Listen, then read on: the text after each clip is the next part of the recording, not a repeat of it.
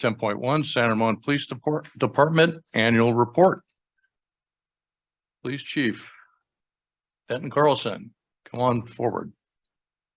Good evening, Vice Mayor, council members. Thank you for the opportunity. I can get this up here. We'll jump into our presentation of what happened in 2022 and kind of where we're at. So get this up. And the one thing I will say, 2022 was really a year of transition for us. So many different things going on in the agency. We're really going to jump into a bunch of that at the very beginning, kind of what we've accomplished, where we've been over the last year. We'll jump into some crime data. We'll talk about what's going on in the city, some of the misconceptions that may be out there, and the reasoning why. We'll talk about some of the collision-related data and some of the information that I think is important for you and also for your constituents. So I do want to let everyone know who may be watching in the public, all the information that you see here tonight is available on our annual report, which is just as of this afternoon now available on our website. And there's a copy in front of you this evening. There's also, we'll talk about this a little bit later on in the slide, we conducted a community survey in December. That information is also available on our website. If you go to the San Ramon Police Department website, go to the About Us section, and there's a direct link that references all of the information we obtained in our survey in December, which you also have a copy that was included in the annual report tonight. So as I mentioned, 2022 was really a year of transition for us. We had some of the biggest staffing struggles we've ever had in the history of our agency. As you see on the graphic in front of you, at one point in the middle of 2022, we only had 54 working officers. And what I mean by working officers is that's an officer that is out in the car by themselves, not someone on training, not someone who's out on an injury, and not counting vacancies, obviously. So at that point in the middle of the year, we had 8 vacancies. Official vacancies. We had several officers out on injury. We also had a few on training. So it was one of the lowest staffing levels. Now, the good thing is that we're coming back from that, but it's a struggle to get there. In 2022, we hired 20 people in our agency. Yes. In 2007, we had 56 sworn officers. Correct. When we started in 2007, there were 56 total. Right. And so with the growth in the city and the combined, we're now at 70 authorized. But the 70 authorized is a little bit of a misnomer because it's rarely that we're ever at that actual strength of people that are out there serving the community. So in 2022, we hired more people than we ever have. We hired 20 new employees for the police department across the year. 15 of those were peace officers, 5 of them were administrative staff members. We also had 18 promotions throughout our agency, including promotions at every single rank, including yours truly. So it really has been a year of a lot of different changes. And one of the biggest changes we've had is within our command staff. Now, when Chief Stevens was here last year, from the time he gave his report to tonight, we only have 2 command staff members who remain out of the 8 that were normally authorized. We only have 6 in place right now. We are running 2 vacancies in command staff because one of the things that you'll hear me mention tonight, one of our focuses and one of our primary objectives every single day we're here serving the San Ramon community is we have to be ready to respond when they need us the most. That's a critical aspect of what we do. So when we have these staffing struggles, we take resources from other divisions, from other services. We push those to patrol as much as possible because we have to be available to respond quickly and to be able to get there when someone needs us. But what that does sometimes is that creates vacancies in other positions. So we're currently, and we have held vacancies in the traffic division, in the investigation division, community resource crime prevention, school resource officers. So all of those different components have really impacted kind of the service level overall. There's some things that we just can't do because of these staffing struggles. Now, I will say the agency is full of people who are incredible. And that's one of the reasons why later on in the slides, we'll talk about what's going on over the last year and why we've been able to still be successful despite some of these staffing numbers. I think the sentence at the very bottom there is something that's really interesting to consider. Is since 2020, so right before COVID started, we've transitioned over 50% of our total staff in the police department. We've hired 48 employees. So 53% of our staff has been in San Ramon for less than a year, which is really staggering to think about. Now, the good thing is as we move into where we're at today, we do have 66 peace officers working in San Ramon out of our 70 authorized. We are fully staffed on our administrative staff positions, which is outstanding for us. Now, there are still transitions that are happening. Some of you may have seen our social media post. We had one of our captains retire last week, Steve Brinkley, who'd been here since the beginning. Tremendous individual, a great police officer. At his retirement ceremony, Chief Dan Pratt was there. And one of the things he said that was absolutely true is he talked to the younger people in the room. He said, if you wanted to model yourself as a police officer, you should model yourself like Steve.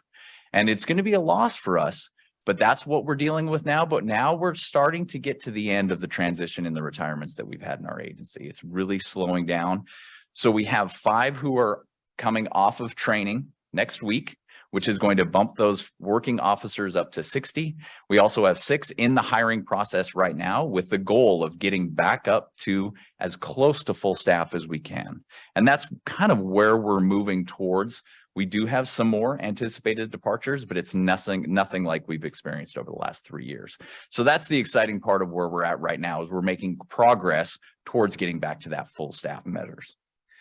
So there's been a lot of changes. As I mentioned, this was a year of transition. So some of the things that we embarked on technologically this year, 2022 was the first year that we started collecting data for our stop data. And that's the Racial Identity and Profiling Act. It was actually introduced in 2015, passed in 2016, and it was a staggered approach of rollout based on agency size in California. So for the San Ramon Police Department, with the size of agency we are, in the beginning of 2022, we started collecting all of this stop data that was reported consistently to the Department of Justice that will go in their annual report that's published later on this year. But that means we have to calculate 16 different items on every single stop that we conduct. We have to report our agency, the officer's time of service, the officer's badge, different perceptions that the officer has of the person that they're stopped. So it was a pretty big undertaking for us. We introduced an app that the officers can use through their work phones to collect this data out in the field to make them more efficient. So we had that came in. We transitioned all of our digital evidence storage, all of our body-worn cameras, all of our fleet in-car camera systems was all transitioned to Axon, which has really maximized the efficiency of the officers. As I mentioned, staffing can be a struggle. So the goal is to have our officers out there in the field as much as possible and have the technology on the back end automated as much as can be. So now what happens is, when a body-worn camera is recorded out in the field, if the officer is on an incident, that body-worn camera is now auto-tagged with a report number if one is generated. So it takes a lot of the back-end work that the officers have to do, and it eliminates that because of the automation. It also allows citizens in the field who are reporting crimes, if they have video evidence or they have photographic evidence that they need to submit to be attached to their report, they can do that digitally now through a portal that Axon Enterprises, our contractor, the officer can give them a link, send them a link, and they can auto upload it and it goes right into the case file automatically. So it's really transitioned our digital storage for photographs, video evidence, and everything associated with criminal activity. The other thing that we have done is our real-time crime center has become operational. It just started back in January. And one of the things that the council approved several years ago was our camera systems throughout the city. And we'll touch on that a little bit later when we talk about crime data. But our real-time crime center is now operational in our newly remodeled police department, where we can monitor camera feeds throughout the city. We can integrate drone feeds if we have a drone in the air and see all of that live in our real-time crime center. So it's been a great advancement.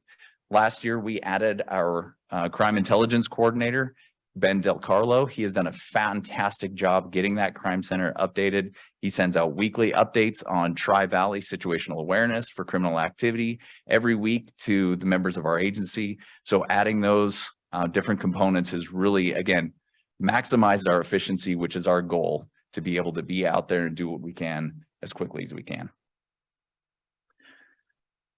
We're also making progress on the Public Safety Center to be open later on this year. I know they're finalizing some of the details with the Dispatch Center and the EOC. We moved back into our building in July, and we're moving forward on getting all the finishing touches taken care of in there. Last I heard, they're hoping for an April move-in for fire administrative on the side that we vacated earlier this year. And we're hoping for within the next 3 or 4 months, we can have that grand opening and have the whole facility open, which is another exciting progress. You also heard in January from the San Ramon Valley Fire Protection District, the movement forward on our behavioral health response pilot program. So we went through the joint training with all of our personnel, all of the fire department personnel, and then the phase 2 that you heard about in January is now rolling out. And I'm excited to say that we do get updates on the police department side when the calls that are coming in, that they can do that transfer to the 211-988 call center. So we are hearing that it is working, and we're taking that response and shifting it from a police response to really get the resources to the people that exactly how they need it when they need it most. So those are some of the exciting things that have taken place over the last couple of years. I mean, over the last year. The biggest transition that we've really had is our switch of crime data collection. Now, this is for ever since we started in 2007, we've always reported our data to the FBI using the Uniform Crime Reporting Act, UCR stats. That's how we've always done it. The middle part of this year in July, we transitioned to the FBI's new standard for collecting crime data, which is the National Instant-Based Reporting System, or NIBRS. We like acronyms, so we call it NIBRS. So this is replacing the old data collection. Now, the important component to know is this really will change our crime data. So it's going to be an interesting couple of years throughout the state and throughout the country as some police agencies are implementing NIBRS and some are still working to get there. So you're going to see a significant difference in the crime stats that are reported from agencies throughout the state of California and throughout the nation. Once everyone gets on board with reporting with NIBRS and the technicality that comes with that, you're going to see a much more comprehensive look at what is happening within the city. One of the biggest differences is with UCR stats, what was reported to the FBI was only the most serious crime in the incident. So if you had 2 crimes that occurred during an incident, only one would be reported. The most serious defense would go to the FBI. Now, all crimes are reported.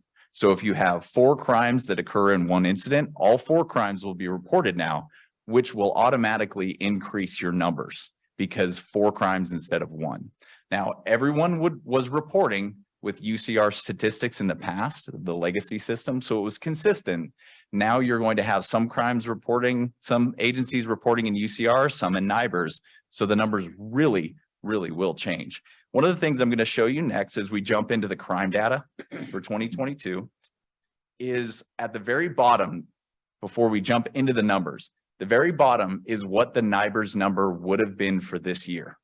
So you can see the difference that will take place. So you've got, if you just went pure numbers and didn't know about the system, you would think that you're looking at about a 16% increase in crime rates. So that's how the difference is going to look when NIBRS transitions. Now, what we're going to do with the San Ramon Police Department, for comparison purposes, we're going to keep both stats for the next 3 years so that we can have the Legacy Reporting Act compared to the previous years. And then once we have 3 years of NIBRS data, then we'll be able to demonstrate the 3-year pattern of NIBRS. Then once 2025 comes around, we'll look at it again and see, okay, do we need to keep reporting in this legacy stats? Because I think having that consistency is important, because you don't want to just look at a pure number and see, wow, we jumped up 18 or 19% when that wasn't reality. So you can see on the stats in front of you here, a comparison of our crime data over the last 4 years. And you will see we're still going down, which is opposite of what you start hearing on social media. These are our crime stats for the entire 2022. Now, there are some numbers that will jump out at you when you look at 2022. And I have a few explanations associated with that. But you can see that we are still trending down in crime rates, even though this is really the first year that we've been back to normal, as you could say. You know, we're really not in the COVID world anymore when it comes to policing or people staying at home. So 2022 was kind of the first year that we were back to a normal, I don't want to say normal operations, but a normal community environment without stay-at-home orders. But our crime rates were still dropping. So I did want to touch on a couple things, like I said, that may kind of jump out at you there. And one of them is the numbers associated with rape. You do see an increase from 6 in 2021 to 10 in 2022. So what I did is I asked our investigations unit, because I didn't recall seeing the reports that came across anything associated with what we would kind of think about as a stranger rape. So of those 10 that you see there, 5 of them are what we call historical, meaning they did not happen in 2022. 5 of those incidents took place before this year, but were reported to our agency in 2022. So they do count against this year's statistics because that's when they were reported, but they didn't occur this year. 2 of them, of those 10, we still don't know where they took place. They may have taken place in San Ramon, they may have taken place somewhere else, but because of the reporting methodology, and unfortunately, the victim associated with both of these cases didn't want to contact the police or talk to the police anymore. But we took the report, so we report them in our crime statistics, but they didn't happen. We don't know if they happened in San Ramon or if they happened somewhere else, anywhere in the Bay Area. And then 3 of them were associated with domestic violence related incidents. So that gives you a little bit more of an idea of what we're talking about when we see that number, because when I saw these out here, that number kind of jumped out at me a little bit. And then I also wanted to touch on the number of robberies that you see there. So you see 18, which is consistent year to year, but I also wanted to explain that 8 of those 18 are theft related from a business. So it's shoplifting related, where some type of force was used on almost all of those against the loss prevention agent. And so as soon as force is used, it takes that case and it elevates it from a simple theft related case or a grand theft and turns it into a robbery related categorized for crime reporting purposes. So I think the biggest thing that I see when I see this graph is this goes against the narrative that you may see on social media or what you may see people talking about. I've referenced this a few times in the things that I've pushed out to the community. But now we really know about everything that's going on in our community, and that's where things have changed. The crime rates in San Ramon have not changed. They are going down. As a matter of fact, the next crime, you'll see this crime data here, but while I'm talking about our overall crime rates, I'm going to jump to the next slide because it gives you a comparison of where we've been the last 11 years. These are all the UCR legacy statistics for consistency purposes. So by looking at this, you will see that we're actually, if you take the COVID year of 2020 out, we're at the lowest average of Group A crimes per 1,000 residents since 2014. So our crime rates are not going up. But what you do hear about is everything that's going on in the neighborhood because of social media. So we now know about someone who didn't pick up after their pet. We know about the teenage driver who ran the stop sign. We know about all of these different things. And we now are much more aware and we know about crime activity that's going on, but crime is not increasing. I've also heard some arguments on social media and other people talking about, well, it's unreported crime. That may be true in some communities, but I do not believe that's the case here in San Ramon, because when crime happens to someone in San Ramon, it's a significant event and they report it to us. And there may be some instances of unreported crime that are going on in San Ramon, but I do not think it is extensive. There may be a little bit, like I said, I'll give you that, but I do not think it's extensive, because when it happens here, it's a significant event. And we tell people, please call us when something happens, because we want to investigate those incidents and the things that are going on.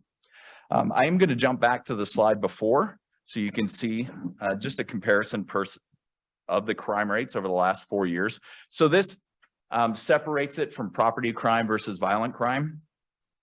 And overall, we went down 5.8% in 2022, which I think is fantastic, especially in today's environment. The one aspect is our violent crime did go up from 51 to 64.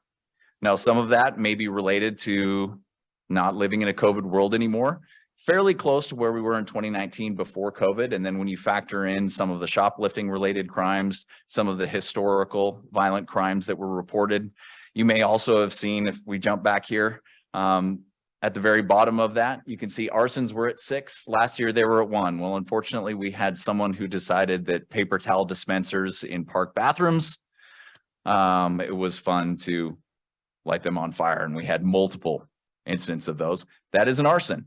That's what we will always classify as it, because we're going to be accurate in our classification. But that's one of the reasons where that number went up. As a violent crime, that adds a significant amount to the section of arson for this year. Chief, one of the curious things on there is vehicle theft.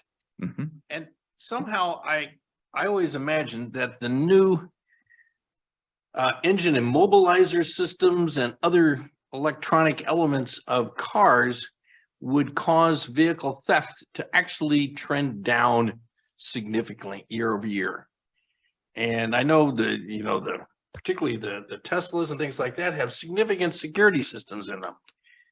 So why aren't car thefts going down more? Because there's still a lot of cars out there that aren't that difficult to steal. And a lot of what we don't see brand new cars being stolen. Oh, You're accurate in that. That's not what we see. We do see cars that are a little bit older. The technology isn't quite the same. And that's what we see being stolen. It isn't, it's not the Teslas. I can't remember the last time I saw a report of a Tesla being stolen. It just doesn't happen. and cars that are only 2, 3, maybe 4 years old are less likely to be. It is less likely, yes. So you're seeing it's the 1990s and early 2000s are Generally. Mhm. dominating the Yeah. statistics. And it is pretty consistent with what historically have been the common vehicles that have been stolen. I don't want to give anybody any No, I ideas, understand. but And there's some of them that have some keys that are pretty easily well, I will manipulated. I will tell you, when I was going through college, I drove a car that you could put the key in, turn it, and while the car was running, you could take the key right out and then put the key back in, and that was about as smooth as keys you can be. So when you're dealing with cars that are that old, sometimes that technology and the less advanced technology makes it a little bit easier. I did want to touch on one other thing before I moved on here that I just remembered. Is that catalytic converter thefts. So we did see a significant increase in catalytic converter thefts. I'm going off memory here. I can pull up my notes in a second, but I believe we went from 86 in 2020, in 2021 up to 148 in 2022. Now this year they have dropped. Granted, it's a small sample size, just 2 months in, but we're trending to be right around 90. In this year. So we're seeing over a 50% decrease if you project out what we've seen in the first 2 months for the rest of the year. So the numbers are better when it comes to catalytic converter thefts. Is there any correlation in crime like catalytic converter theft with the weather? If it's a wet, rainy night, are they still going out cutting up catalytic converters in the or we see does the weather affect the crime statistics associated particularly with catalytic converters? I think it does. And I think it's not just catalytic converter thefts, but I think it's, auto related property crimes where you see auto burglaries, window smashes, people checking car doors to see what's open and what may be laying around in the glove box or in the front seat. So I do think weather plays a role. I don't think the criminal element is out and about as much when it's rainy and the negative weather. We also see increases during the holiday seasons too.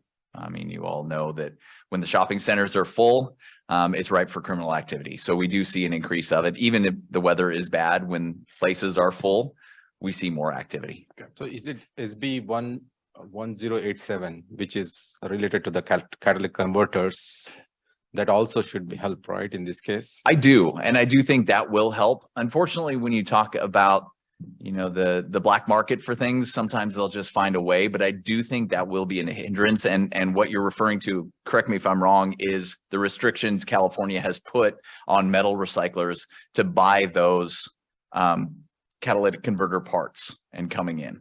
And so that's what they've done through the California legislation, is impose tremendous fines on metal recycling businesses who have historically been the companies that have accepted these because of the precious metals involved and that are inside catalytic converters, which has facilitated just simple sale, black market sale of cut catalytic converters.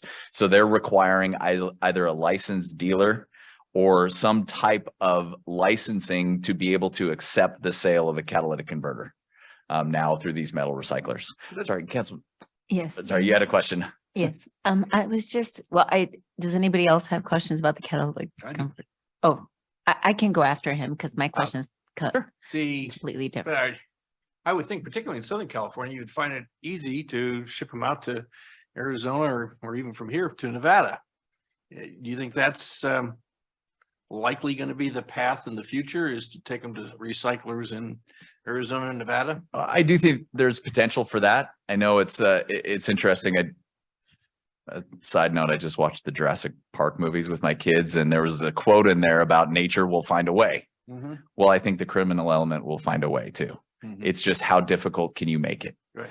And by restricting it in California, it makes it a lot more difficult, and it introduces the transportation of them into it, and it's whether or not it's going to be easy enough Mhm. for the criminal element to collect all these, then put them in a truck and drive it to Arizona or drive it to Nevada, and whether they're going to go down that road and make those different arrangements to make it happen, or whether or not the world of catalytic converter thefts is going to decrease and we're just not going to see as much of it. So thank you. And thank you for the great presentation. I appreciate all the work that you guys are doing. So what do you think is kind of, I see that, for the under aggravated assault in 2019, it's about where it is now from 33, and then it took a dip in the 2 years in between, and it's kind of going back up to 36. What do you think is contributing to that? So I think it is more people are out and about. And I think that it leads to more chances for confrontation. People are out in the evenings. We don't have an extensive nightlife scene here, but we have had incidents at the few places that are open in the evenings. You're seeing more of that. And so I think it's just leading to more conflict because more people are out and about. And historically, we're not seeing a massive spike if you take the COVID year out. We're kind of, I hate to say back to normal, but we're seeing consistency in the statistics that we've seen before. Okay, thank you. And as they say, inflation is also adding craziness to the people. I mean, there's a lot of different factors and economic factors and ups and downs and everything trends to how people are feeling and how they interact with each other. That's just the nature of it.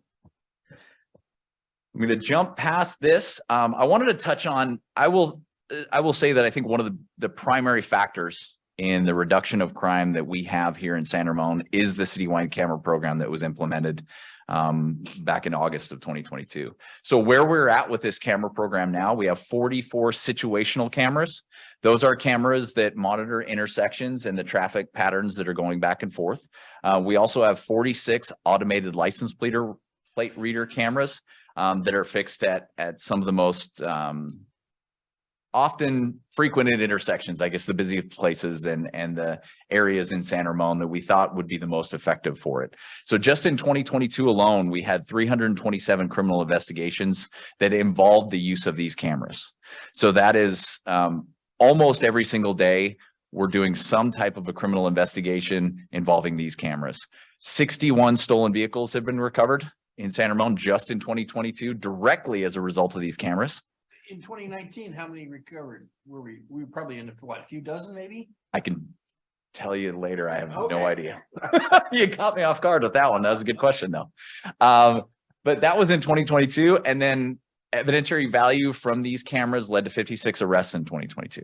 And then you can see the historical numbers since the implementation below that. So it really has been a tremendous resource for us when it comes to combating crime. And I will tell you that our officers 24 hours a day, for those of you that may not know, when we have a car that comes through San Ramon and one of those automated license plate readers registers the license plate and it comes back as a vehicle that's listed in the stolen vehicle system throughout the state of California, or it comes back as a vehicle that's associated with felony crime, every single officer gets a text alert on their cell phone, and the dispatch center gets alert as well, and it broadcasts the information over the airways so every officer knows what's going on.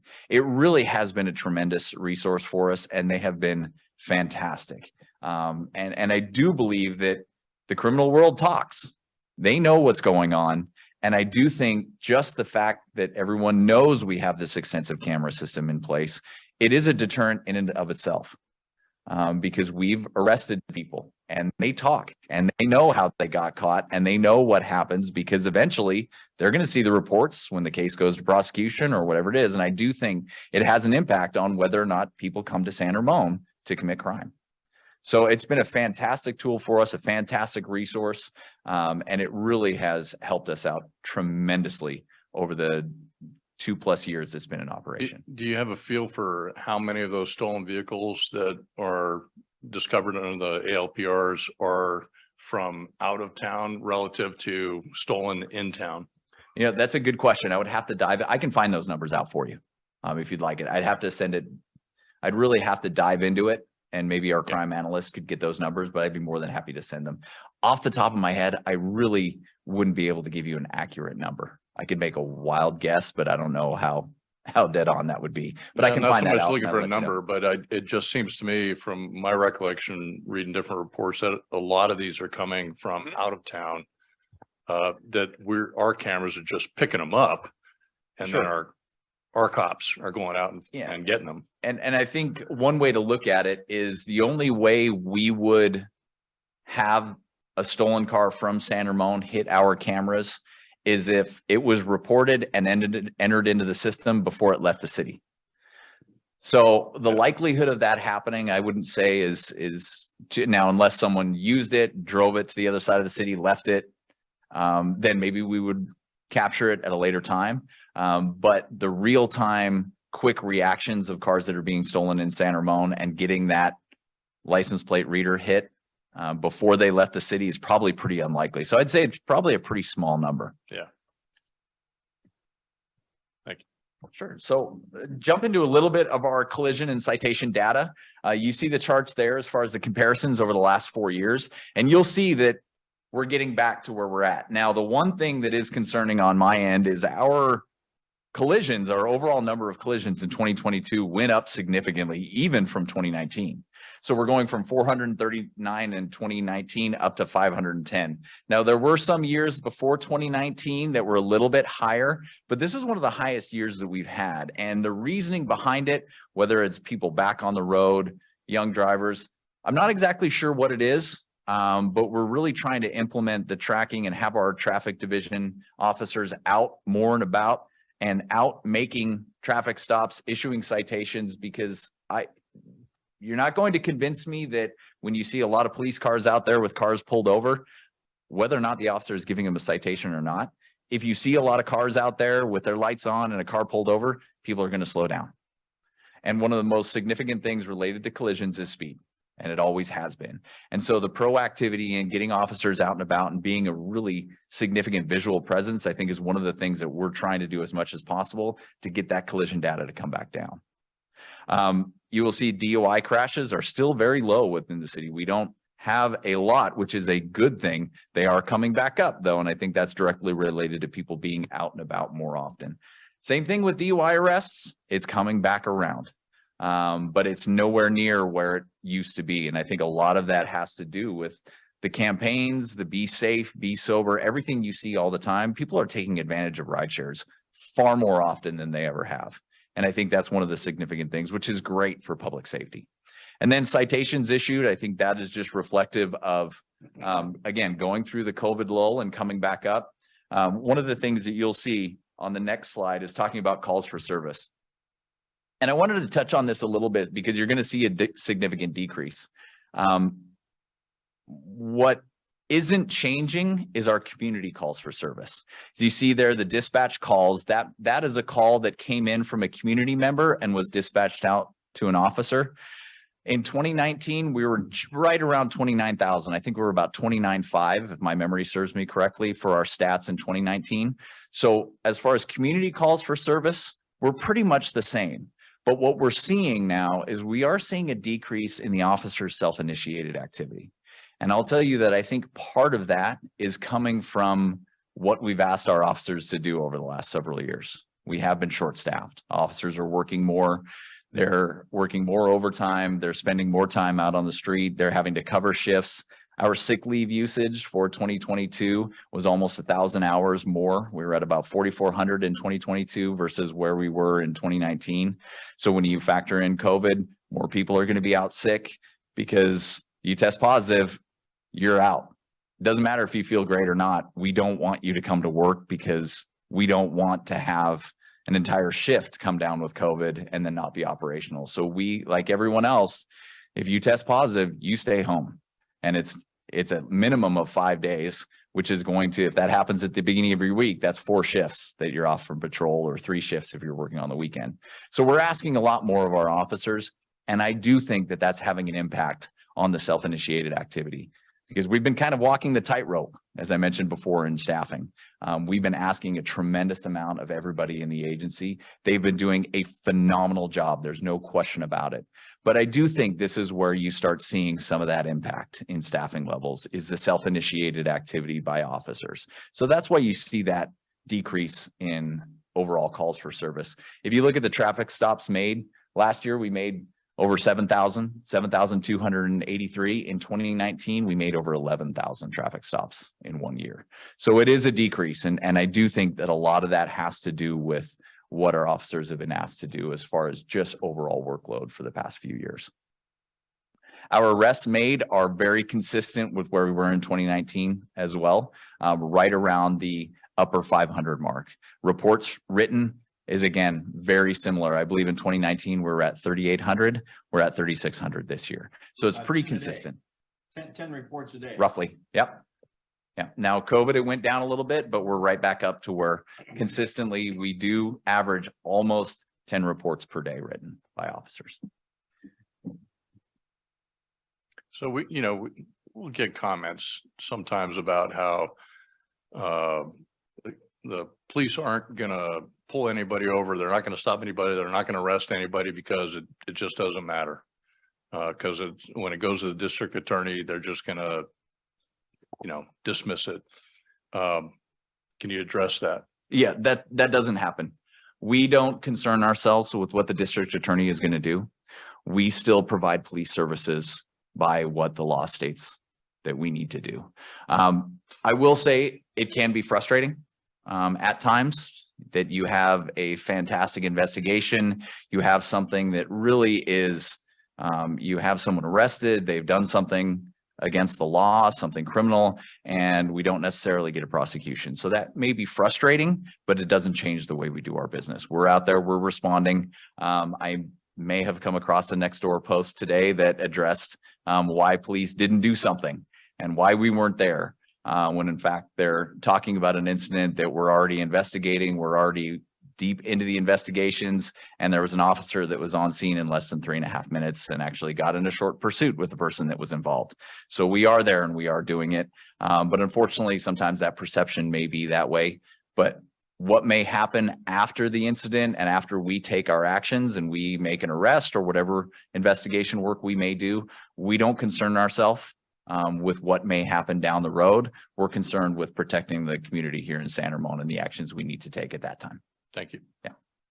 So patrol response times, as I mentioned before, one of the things that we focus on is making sure we're there to get there when we need to get there. And our patrol response times, again, phenomenal work by the people in our organization. And the fact that we can maintain a 4-minute and 11-second priority 1 response time, I don't know that there's too many comparables in the law enforcement business right now. The fact that priority 3 calls for us is still at the 7-minute mark. If you pay attention to the news and you watch what's happening in other organizations and other law enforcement agencies and other cities throughout the Bay Area and the state of California, that's unheard of. But we're there when the people need us. We're there when the community members need us to be there. And that's one thing that we take pride in. And as I mentioned, we allocate our resources to make sure that this is something that we can accomplish every single day that we have officers out on the street. Is this the average or is this the 90%? This is the average. And that's the way we've always calculated. There are times that we're not there in 4 hours or 4 hours. I hope there's no time that it's 4 hours. All right. Let's make that clear. There are times that we're not there in 4 minutes and 11 seconds, but there's also times that we're there in 30 seconds because we have an officer who's close by. So it is the average, and our goal every year is to maintain a priority 1 response time of under 5 minutes. We set that goal every single year. That is what we want to maintain no matter what, that we can average less than 5 minutes when someone needs us the most. I would be interested in knowing what is the 90% point I can let you know. for priority 1. Sure. The 2s and the 3s, because they're low urgent, you know, it's. You've got your explanations up there, but on priority ones, I'd like to know what the 90% is, so that 90% of the time we're there in 6.5 minutes or whatever. Sure. Your number is. Sure. I will find that information out and I'll send it to you. Thank you. So you have the 90%. I know there's gonna be times where the 100, there'll be an outlier out there that is just, there's a whole world of explanation as to why that one was 12 minutes. Sure. And on a monthly basis, we get the report that's automatically generated through our computer aided dispatch system. And we analyze all of the priority one response calls. And there are outliers every month when that comes in, but there's always an explanation. There is something that will have been entered as a priority one call that wasn't a priority one call that may have a 9-minute response time. And there's the research that goes into that on a monthly basis to say, well, what was wrong here? And if there was something wrong, let's address it. If it wasn't a priority one, let's make sure the data is correct. Thank you. One of the things that I wanted to do as I sat down in the chair as the chief of police is I wanted to make sure a community survey was conducted. You all have copies of that as well. This is what I referenced earlier. It is also available on our website if any member of the public would like to look at the survey results. We conducted this in December for 2 weeks, and we opened it up through a survey system, and we sent it out through our messaging system. We put it on social media, and the city posted the link to the survey on some of the weekly announcements that went out. So one of the things that we wanted to address was how are we doing as it relates to our core values? And you see those listed on the slide: service, responsiveness, integrity, safety, and professionalism. And so as you can see, the response rates that came back from the community were fantastic. Very pleased with what we got back from the community as far as the job that we are doing. The one topic, and I will say the one thing that I was a little bit disappointed in is the level of engagement. That our level of engagement, it's high, you know, 76.6%, which is great, but we should be higher. Maybe that's partly because of social media and my bias because I helped create the social media and wanting it to be as great as possible. But when I stopped and really thought about it, unfortunately, because of staffing numbers, our Community Resource and Crime Prevention Division, which is one of the divisions that manages our community outreach, they were down staffing all year because we took one of the sergeants that would normally sit in that position, and we had to allocate that position to patrol for staffing purposes. So some of it is a little bit explained by the staffing issue.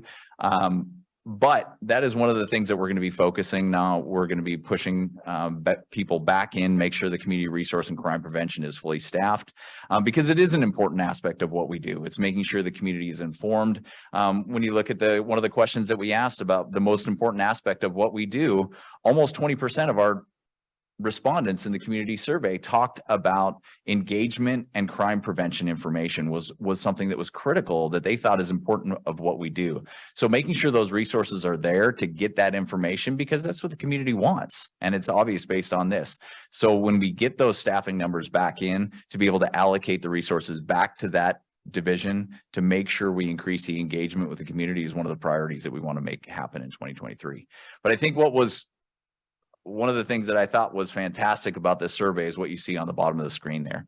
One of the questions we asked, and I think it was question 8 or 9 in the survey, was just simply, do you feel safe in San Ramon? 93% of the people responded positively that they feel safe in San Ramon. And I think that's a critical component to what we do because one of the goals that is always something that you want everybody in San Ramon to do, not just the police department, but citywide, is a safe and secure environment. And that's one of the critical things that we always want to make sure that we're doing everything we can to create that safe and secure environment throughout the city of San Ramon. And I want to talk to those other 7%. So as we jump into 2023, a couple of things that I wanted to touch on that we're going to be moving on in this coming year. I've set a yearly goal for our agency. And one of the things that we can do based on the memorandum of understanding that the POA has signed with the city is we have the possibility of providing over 100 hours of training to every single officer, corporal, and sergeant within the city of San Ramon. I think that's critical. being able to make sure we are training people to the best of their abilities is critical. Now, we have a huge melting pot of an agency now in San Ramon. You know, when we started 15 years ago, it was overwhelmingly the sheriff's department that came in and then a few other agencies. We now have over 31 agencies represented within the San Ramon Police Department. So training is a critical component to make sure we have everyone on the same page, going in the same direction, and making sure we're all have the same goal. So training is a big thing for me, and we have that opportunity now to make sure, and that's the goal, is to hit that 100 mark for every officer, corporal, and sergeant who's out there serving the community every single day. Increased community engagement. I talked about that before. The SRPD Connect program is something that we're ramping up right now. If you remember from the past, we had a crime-free housing program that was incredibly effective. Now that program, because of some of the things involved in it, we've gone away from that program, but we're ramping back up a similar version called the San Ramon PD Connect program. And that's where we really get integrated in the high density housing areas to make sure that we're there for them. We can provide a safe environment. We're interacting, we're doing community events, and we're a part of their community just as much as we possibly can be. And then we're also ramping up the business connections within the San Ramon community. As you know, one of the things that I do is I sit as a courtesy director on the Chamber of Commerce. And so it's really being involved in the chamber, attending chamber events, making us as a police department available to the business community to be able to help them in whatever they need and make sure that we're helping them create a safe and secure environment for their businesses in San Ramon. From the technological aspect, we're going to be upgrading the mobile computers in all of our patrol vehicles. We're well past when that should have been done, and it's been a deferred item for a while, but we have to get that done simply for security purposes. So we're going to be moving on that. We're really trying to enhance our drone capabilities in San Ramon. They come in incredibly useful to be able to provide situational awareness to officers. There's a little bit of a research project that I have a couple of lieutenants working on right now about the possibility of using drones as first responders. If you have a few minutes, I know you're all incredibly busy, but if you have a few minutes and you're interested in what I mean by drone as first responders, take a look at what Chula Vista has been doing for the last 4 years. If you go to a Google search and put in Chula Vista Police drone program, you will see what they've accomplished in the last 4 years with drones as first responders. That is just phenomenal. Now, it doesn't mean we're going to be flying drones into somebody's house and talking through drones and taking reports that way.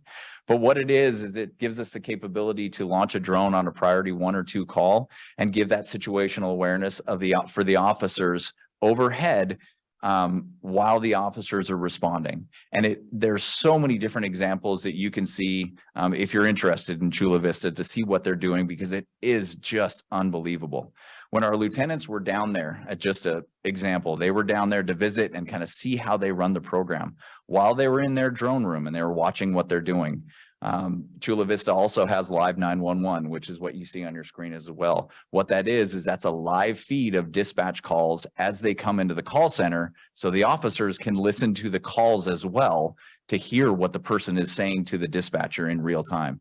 As they're in the drone room, a call comes into dispatch, says, I'm at such and such elementary school in Chula Vista. I see a man with a rifle on the playground. Immediately, the drone officer goes, I'm sorry, I got to go handle this. He's talking to our guys, goes right over, launches the drone, drone's overhead, had the drone overhead of the school, providing aerial view of it before they even had the kids off of the playground, which was just phenomenal to watch. It was less than a minute and a half, and the drone was up overhead, flying above the school, and they were sitting in there, and they can broadcast the drone feed to the officers in the field. And what it did, it gave them the awareness. Now, fortunately, it just turned out it was someone who had a broom. It wasn't a rifle. It was something that was completely safe for everyone, but it was just an example of the rapid response and the information capabilities that could be attained in that worst case scenario like that. So it really is phenomenal. But we're just doing research to see whether or not it's something that we could implement here to help our officers in their response and in their awareness of what's going on. And then the other aspect that I wanted to touch on is a tremendous focus from our end on officer wellness. And in the law enforcement community over the last several years, probably the last 5 years, the focus on officer wellness has been absolutely fantastic in really making sure everyone is in a good place through peer support programs, through the availability of resources to make sure everyone is doing okay. And I think, for me, I care about everyone in that building, and I want to make sure everyone in that building is at their best whenever they're in at work, because I care about them and I want to make sure they're doing well. But beyond that, as an organizational aspect, if we have people in our agency who are doing well and who are in a good place, you're going to end up with a better product for the community that we all serve. So there really is a focus on officer wellness and making sure we have the resources available. I've mentioned this to a few of you in the past. Last year, we had our first officer wellness training day, which we've never done before. And if you would have asked me 10 years ago if this concept was going to be implemented, I would have said, how much did you have to drink today? But we brought in people to teach financial wellness to our officers, to teach mental wellness, nutritional wellness. We actually had all of our officers go through a yoga class, if you can believe it. But we did all of those things because we just wanted to push that, hey, if you get all these things in a good place, you yourself are going to be in a better place. And the reception that we got back from the officers that participated in this training program was second to none. They all said that was incredible. Now, there were some laughs when some of our people tried to do yoga, which is all part of the fun, but it's this focus on making sure that everyone is doing okay. And it really ends with a better result organizationally and better service to the community. So those are some of the things that we have going and where we're headed in 2023. But I wanted to make sure that on the technological. that's what, see, questions, right? Yeah. Go ahead. I was just wondering, but say, for example, there is someone who is experiencing some kind of acute hardship or struggle, right? What are some of the measures taken and services provided now? Sure. So we have a very robust peer support program. And I think one of the best concepts and one of the best things that's happened within our organization is we're now in a place all across our building where it's okay to say, you know what, I'm having a little bit of a struggle right now. I need to talk to somebody. Not only do we have our peer support program in place, but we also have a contract with a psychological services group where it's anonymous and anyone at any time can call and say, hey, I just need to talk to somebody. And it can be for any reason. It can be for they're struggling with a critical incident they responded to. Unfortunately, we see things that aren't that great, and we see things that tend to stick with you. It could be something that, hey, I'm having troubles at home, and I need to talk to somebody to figure out what I can do to make things better. So we have this group that they're on contract, and anyone from our organization at any time can call and say, hey, I need to talk to somebody. And they're set up with an appointment. They talk to somebody. Then once a month, I get a bill that comes across and approved, and it goes in. And I have no idea who goes. Anonymous and confidential? It's anonymous and confidential. All I see is consultation number, and then it's stamped. And I love seeing those because that means people are reaching out if they need somebody to talk to. And I think it's a critical component to what we're doing. So, but just kind of a follow-up to that, say it's something that would require more than walking into and having a counseling appointment with somebody. Let's say it's somebody who's needing really much more time. Sure. What happens, like say 2 weeks, a month off to cope with whatever is going on in their lives? What services, what do you have in place to help under those circumstances? So in that type of a situation, we would enter into the different resources that are available through the city services. And if someone is in a situation where they may not be in the proper headspace to be reporting for their shifts at work, then we would place them on a work-related injury and they would get the help that they need, because that's the thing that's the most important part, is to make sure that they're okay when they come in. We have to make split-second decisions a lot. And we have to make sure that the people who are out there who are making those split-second decisions are in the best place to make the best decision that they can. Mhm. Great, thank you. Okay, other questions? Yeah,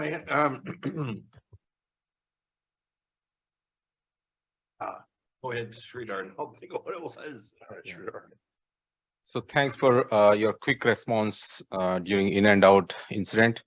But so one of the question I received from the community is that especially looks like there was some research was done by one of the intern within our community. They found out within the Tri-Valley, when these kind of incidents happen, those are not registered as hate crime. Is that true, or? You know, I couldn't say what other agencies reported as. You know, there's a thin line between what is free speech and when it transitions into a hate-related crime. And when you look at the penal code and the specific code that applied to the case that happened on Christmas Eve at In-N-Out, is it took it beyond simple speech and it took it to where it was intimidation and threats of violence. And so that's when it escalates from freedom of speech into a criminal activity. And so in that case, the arrest that we made was specifically for hate speech and the criminal activity associated with that. But again, what is necessarily reported throughout the Tri-Valley, I don't know that it would be appropriate, and I don't know that I could speak for what other agencies would be reporting and how they'd be responding. Okay, but our SRPD is clear on that, right? So we Oh, yeah. we are very. Mhm. And then one more thing is on the question I received is one community resident called me regarding the survey and asked, hey, Sridhar, this survey, I received this survey message, but I never called PD. So what should I write for the survey? Then I said, if you didn't have to give a call, that means you're in safe hands, right? So, Well, so and- maybe we need to Sure. mention to the people that, okay, if you didn't call us, it is okay for us to get the survey. Maybe. Yeah, and one of the questions that we asked, and we did this in 2017 when we did a survey as well, when I pushed that one out, is the last question in the survey is, have you had direct interaction with the San Ramon Police Department over the last 2 years? Because it gives us a good barometer with, are the respondents people that have actually interacted with us, or are they just going off kind of what they've heard? And it gives us a little bit better baseline of exactly how many respondents have actually dealt with San Ramon Police Department. Yeah, But I'm sure that you'll get more positive response if you ask them to fill it if they didn't receive the call, right? So, or they didn't make the call. On the technological advancements, it sounds really good. But are we getting into, recently I was doing some reading on this whole AI, because that's one of my domain in technology, artificial intelligence. So looks like technology is going to be a great helpful tool, but then once the introduction of artificial intelligence get into the space, the challenges will be because most of this artificial intelligence is going to use the data that is already there. It's not going to be the new data. So that can create a lot of bias situations. So are we getting into that space using any kind of AI technology in near future? no, we're not. And I'm not a big proponent until it gets refined.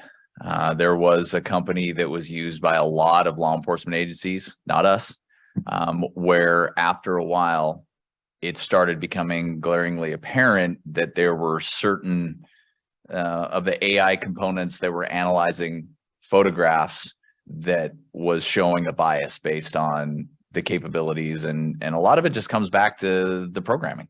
Yeah. And I think that until that technology gets refined, I don't know that I'm going to be comfortable leading an agency that's going to go down that path.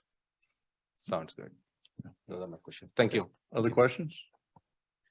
Just maybe one quick question. I know we're going to be going through budgeting process and things like that. And I'm sure your wish list will be forthcoming soon, but our desire, of course, would be that you're fully staffed, you're fully resourced, you're fully trained. Are there anything you want to bring to our attention in terms of needs or equipment, requests and things like that, just for this setting here? I think just so you are all aware, we are not at full staff, and hiring is a struggle. Even our applications, I like to think of us that we've kind of turned into a destination PD where people want to come work here and they stay here. But even getting the number of applicants we need has been diminishing. It's been a struggle. We still have some vacancies coming. I didn't think from the department perspective that it was fair to ask for additional police officers during this upcoming budget cycle, because if we can't fill our personnel right now, I don't think it's fair to say, well, we need 2 more when we can't even fill what we have right now. I do anticipate that if we are able to get to full staff, at the earliest convenience, I'm probably going to ask for additional personnel. And I think part of that is that if we look just at our patrol staffing levels, if we are full staffed, I think our patrol staffing numbers are fairly good with what the city needs. But I think where we struggle and where we can use the help is on the back end, that you don't see in the uniform driving around the car.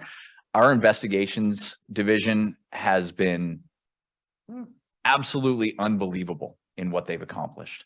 But they are being pulled in so many different directions right now that I do think that we are getting to the point where there are probably investigative cases that could use the attention, but based on the priorities of what's going on, they're not necessarily getting the attention they need. So I think it's on those back end things. I would fully anticipate that if we get to full staffing levels, I probably would come to you with a request for an additional detective, probably also an additional community resource and crime prevention position, because of the anticipated needs by that division when talking specifically about that SRPD Connect program.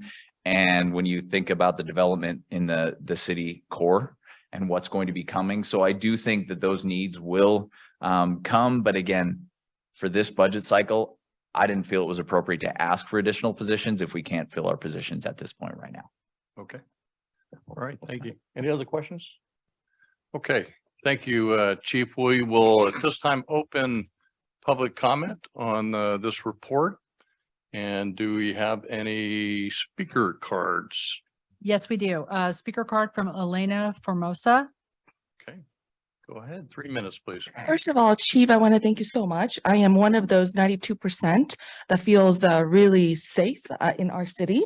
I want to thank you so much. Not only that, every time I see our police officers, I just think that they are really, really cool and that they're really polite. I almost feel like they're not officers. They're more like a family member.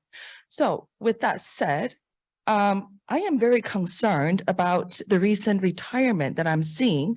I wonder if that has to do with the fact that the council members drew down on parse, and therefore it sort of make people wonder, with this kind of culture going on with, Black Lives Matter, whether it's worth it to be a police officer. On top of that, my retirement, if I were a police officer, I would automatically be thinking my retirement is being drawn down. How about retire now instead of, being left with nothing? That can certainly create a lot of mental stress. So if you officials would please make sure you do your job, don't touch the money that belong to people, no matter under what circumstances, I think it really helps. Furthermore, we are a law and order society. Police officers should not be made to manage who says what, he says, she says, blah, blah, blah. Personally, when I read about the In and Out case, I really was very offended because there was social media out there saying that the criminal from Colorado is a Republican, conservative. It turned out that he has been consistently voted Democrat. This should not be a case in our city, or you are making a clown out of officers. Unacceptable. Furthermore, I would like to get this out in the public. My HOA that is managed by 4 out of 5 immigrants from India and by the management company CJM has been consistently ignoring our CCNRs. Since last year, they did away with our fob system, went on to analog keys. So in the middle of the night, we have had to call the police officers because they don't enforce our community rules. Going forward, I would like the police officers to please consider either send a drone, because I would actually feel so bad if I end up getting a police killed because I had to report a forced HOA trespassing case that was manufactured by my own BOD. I would be so sad for the rest of my life, and I don't want that to happen to any officers. I would like drones to patrol HOA calls, or the HOA should be made to hire private security, because if a officer should be manipulated to answer a call, ended up unfairly in a situation where we would have to make compensation like what Danville did for Officer Hall. Do you have millions of dollars set aside? Do you have insurance? So please talk about that. Thank you so much for the time. And God bless all the officers. Thank you. Thank you. Appreciate that. Do we have any other speakers? No, no other speakers. Any written comments for this item? Okay, then we'll close public comments. It's kind of for discussion amongst council members. Anything? Well, I'll just say thank you very much, Chief. I appreciate the annual update. You know, back in the days from, Chief Scott Holder and even before, back when this was a, county contract, we had excellent support. Becoming our own PD clearly was the right decision back in 2007. I know it was a struggle for you and for Holder and, all the other staff to create it, but we established an excellent culture at that time, and that culture exists and it's here today, and you guys are doing a fabulous job. I really do appreciate it. And I appreciate the work and the survey, because we've had this survey a couple of times. I mean, this isn't the first time, and the numbers are always coming back in the 90%. And there's always 2 or 3 people there that say that they rarely feel safe in San Ramon.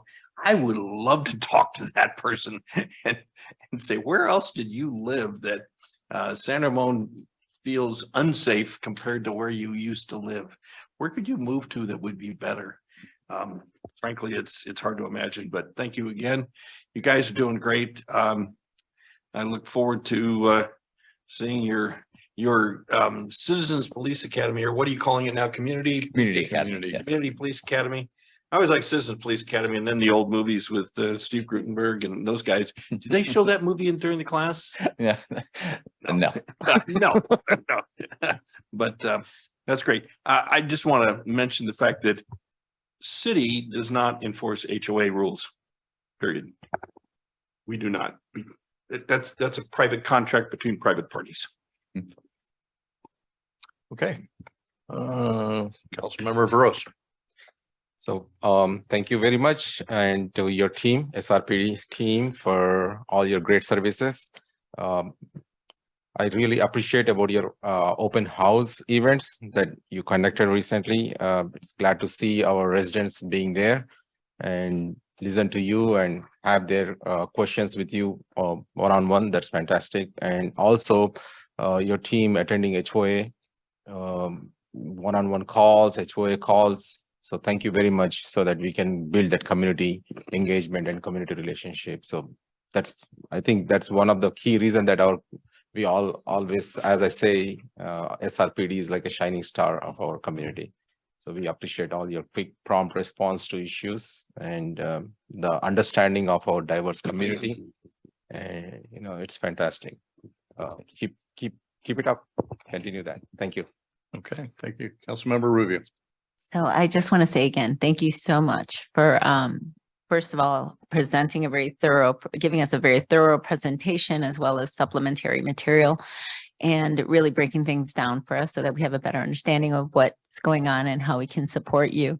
The other thing I just really want to applaud you personally for is looking for innovative ways to solve some of the more nuanced things that you are encountering. And I just encourage you to keep doing that and appreciate you doing that every single time. I know in my engagements with you both here and otherwise. So thank you. One other thing, you didn't mention, but I think it deserves mention, is the home-based camera program. Could you mention that and tell how it's used and how people can protect their privacy yet help maybe solve a crime?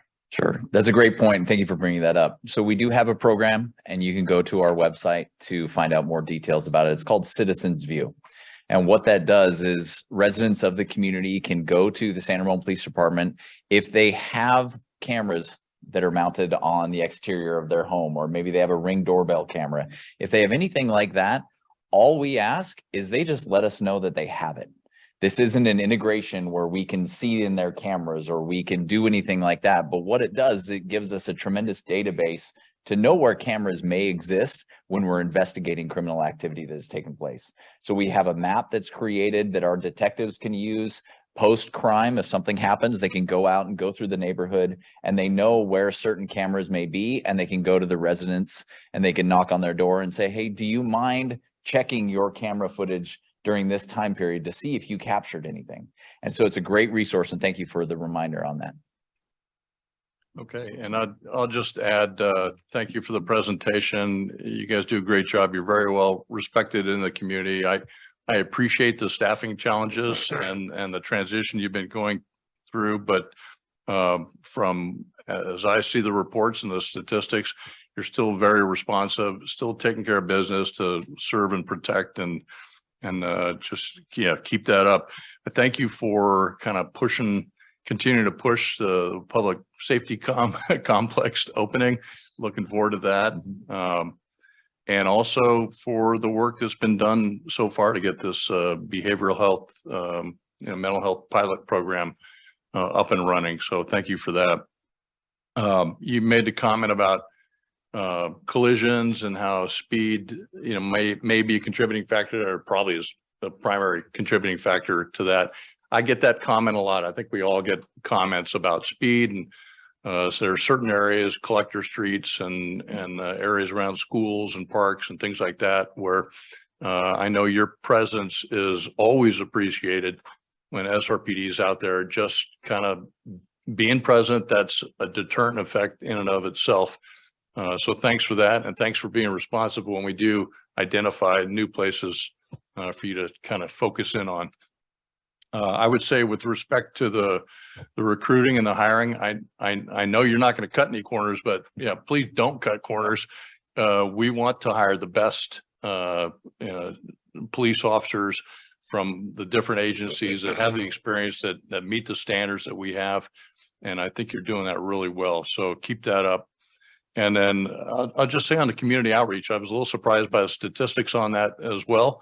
From my experience with your, it's the National Night Out, it's the block parties, it's the coffee with a cop, it's our SROs in the schools, it's you're out there talking to the community, and I think that's why the other statistics are so good in terms of people feeling safe, people feeling that the police are looking out for their best interest.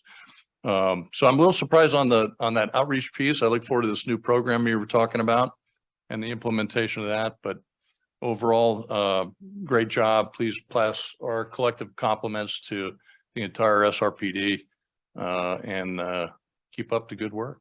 Well, thank you. And just to make one last comment on what you mentioned as far as hiring standards, as long as I'm here, we will never drop in the quality of people we're bringing in. I would much rather run vacant and have someone who is already here work the overtime than bring in somebody that doesn't meet our standards. We have the most professional law enforcement staff you'll find anywhere in the state of California, and I'd put it up against anybody in the nation. And as long as I'm around and as long as you guys will have me, that's not going to change. That's great to hear. I think we're all give you a thumbs up on that one. So thank you.